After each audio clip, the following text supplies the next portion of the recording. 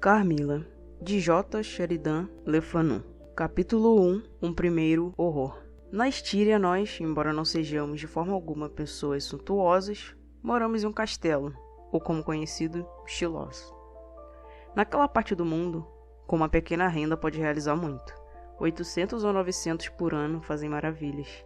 Dificilmente seríamos considerados pessoas ricas em casa.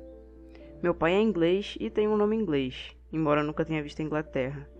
Mas aqui, neste lugar solitário e primitivo, onde tudo é tão maravilhosamente barato, não consigo ver como ter dinheiro poderia aumentar nossos confortos, ou mesmo nossos luxos materiais.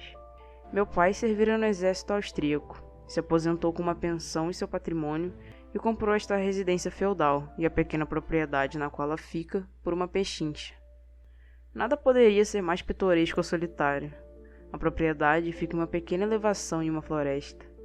A estrada, muito antiga e estreita, passa em frente à ponte levadiça, que nunca foi levantada nos meus tempos, e seu fosso, repleto de percas e cisnes, com frotas brancas e nenúfares flutuando na superfície. Acima de tudo isso, o Chilós exibe uma fachada repleta de janelas, uma torre e sua capela gótica.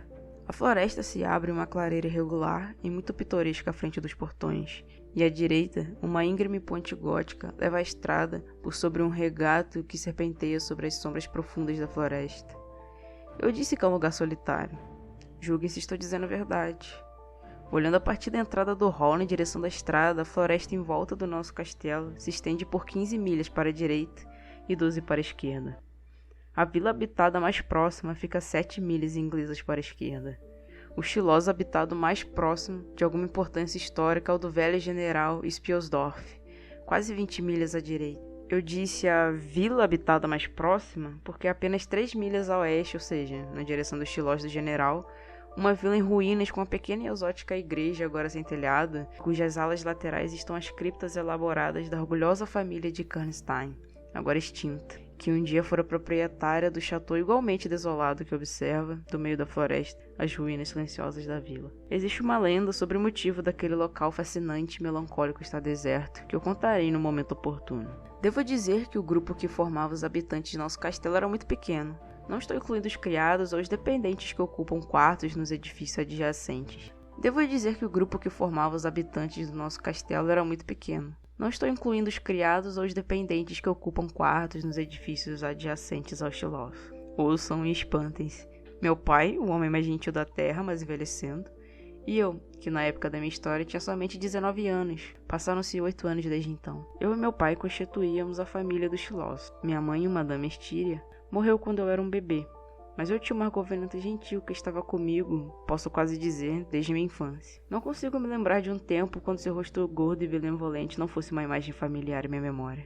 Ela era Madame Perrodon, uma nativa de Berna, cujos cuidados e boa natureza compensavam em parte a perda da minha mãe, de quem nem mesmo me lembro, tão jovem era quando a perdi. Ela era o terceiro membro do nosso pequeno grupo na hora do jantar. Havia um quarto, Mademoiselle de La Fontaine, que era como creio que vocês a chamariam, uma instrutora de etiqueta. Ela falava francês e alemão. Madame Perrodon falava francês e um inglês ruim, ao que meu pai e eu acrescentávamos ao inglês, que falávamos todos os dias, em parte para impedir que ele se tornasse uma língua perdida entre nós, e em parte por motivos patrióticos. O resultado era uma Babel, da qual os estranhos costumavam rir, e que não tentarei reproduzir nesta narrativa.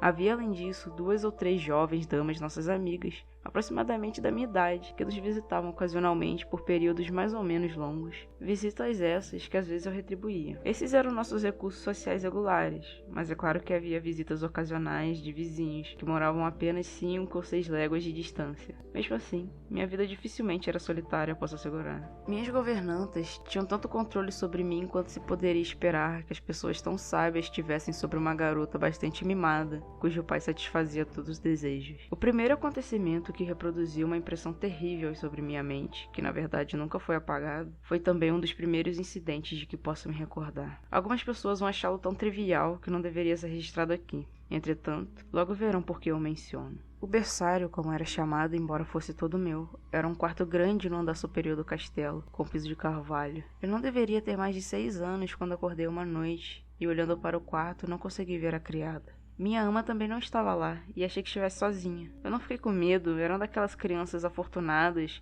que são deliberadamente isoladas das histórias de fantasmas, contos de fadas, e histórias que nos fazem cobrir a cabeça quando as portas ancem de repente. Ou quando o tremeluzir de uma vela que se apaga faz uma sombra dançar na parede mais perto dos nossos rostos. Fiquei aborrecida e insultada por me encontrar, como considerei, negligenciada, e comecei a choramingar, me preparando para chorar vigorosamente, quando, para minha surpresa, vi um rosto solene, mas muito bonito olhando para mim do lado da cama. Era o rosto de uma jovem que estava ajoelhada com as mãos sobre o cobertor. Olhei para ela como uma espécie de surpresa agradável e parei de choramingar. Ela me acariciou com as mãos, deitou-se ao meu lado na cama e me abraçou, sorrindo. Senti imediatamente uma calma deliciosa e dormi novamente. Fui despertada pela sensação de que 2 agulhas estavam se enterrando profundamente no meu peito e gritei. A jovem se afastou, com os olhos fixos em mim, e então deslizou para o chão. E, como eu pensei, se escondeu debaixo da cama. Pela primeira vez, eu senti medo e gritei com toda a minha força. A aia, a criada, a governanta, todas entraram correndo. E ao ouvir minha história, não lhe deram importância, enquanto me acalmavam o melhor que podiam. Mas criança como eu era, eu podia perceber que seus rostos estavam pálidos e tinham aparência de ansiedade. E os vi procurar embaixo da cama, pelo quarto, olharem sobre as mesas e abrir armários. A governanta sussurrou para outra criada. Coloque a mão naquela depressão na cama, alguém se deitou ali, com toda certeza. O lugar ainda está quente. Lembro-me da criada me acariciando e dos 3 examinando meu peito, onde eu disse ter sentido a pontada, e dizendo que não havia nenhum sinal visível de que algo tivesse acontecido. A governanta e as outras criadas responsáveis pelo berçário continuaram comigo toda a noite, e a partir daquele momento, uma criada sempre ficava no quarto comigo, até eu fazer 14 anos. Muito tempo depois disso, fiquei muito nervosa. O médico foi chamado. Ele era pálido e idoso. Como me lembro bem de seu longo rosto saturnino, levemente marcado pela varíola, e de sua peruca castanha. Por um longo tempo, a cada 2 dias, ele vinha e me dava um remédio, que eu odiava, é claro. Na manhã, depois que vi a aparição, eu estava aterrorizada. Não podia suportar ser deixada sozinha nem por um momento, embora fosse de dia. Lembro-me de meu pai vindo e ficando ao lado na cama, conversando alegremente, fazendo várias perguntas à aia e rindo alegremente de uma das respostas, me dando tapinhas no ombro, me beijando e dizendo para que eu não tivesse medo, que aquilo não era nada demais do que um sonho e que não poderia me ferir. Mas eu não me senti confortada. Eu sabia que a visita da mulher estranha não era um sonho. Eu estava com muito medo. Fiquei um pouco consolada pela criada me assegurando que fora ela que havia entrado e se deitado comigo na cama, e que eu devia ainda estar meio adormecida para não reconhecê-la, mas aquilo, apesar de confirmado pela criada, não me satisfez totalmente. Lembrei-me durante aquele dia de um venerável ancião de batina negra vindo até o quarto com a criada e a governanta, conversando um pouco com elas e falando gentilmente comigo. Seu rosto era muito gentil e doce, e ele me disse que eles iriam rezar, me fez juntar as mãos e queria que eu dissesse gentilmente enquanto eles rezavam: Senhor, ouça todas as nossas preces por nós, pelo amor de Jesus. Acho que essas são as palavras exatas, pois eu as repeti muitas vezes para mim mesma, e minha aia costumava me fazer repeti-las em minhas orações. Lembro-me muito bem do doce e pensativo rosto daquele ancião de cabelos brancos, com sua batina negra, de pé naquele quarto rude, espaçoso e marrom, rodeado pela desajeitada mobília de 300 anos e da luz fraca que penetrava naquela atmosfera sombria pela pequena grade. Ele se ajoelhou, acompanhado pelas 3 mulheres, e rezou em voz alta e trêmula, pelo que me pareceu ser um longo tempo. Não me lembro de nada da minha vida antes daquele evento, e parte do que aconteceu depois também é obscuro, mas as cenas que acabei de descrever são tão vívidas quanto as imagens isoladas projetadas pelas lanternas mágicas na escuridão.